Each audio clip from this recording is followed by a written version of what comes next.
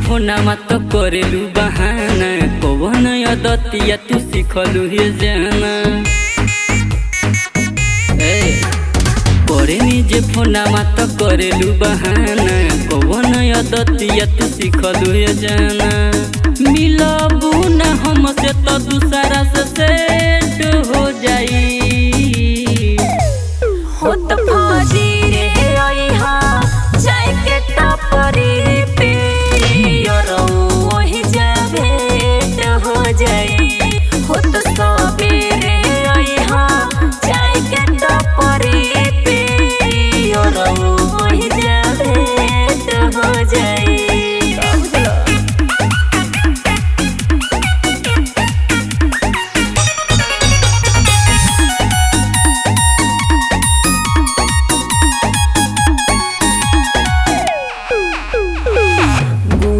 काहे करत बाड़ हमरो मजबूरी बा माई बाप के इज्जत बढ़वले दूरी बा। अरे साचो कहतनी हो पहिले ना ऐसे करत तू रहलू दिलावा के बात हो करत तू रहलू टूटी जाई दिलावा फिरू चाहत ना रही हो तो फौजी रे ओइहा जाय के टपरी पे योरो वही भेंट हो जाई हो तो सबेरे ओइहा जाय के टपरी पे योरो वही भेंट हो जाई।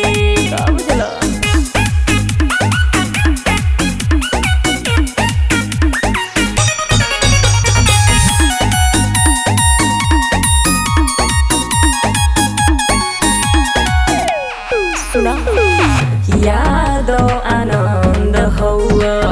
पहिला पसंद हो तोहरे में बसेला हमरो ईमान हो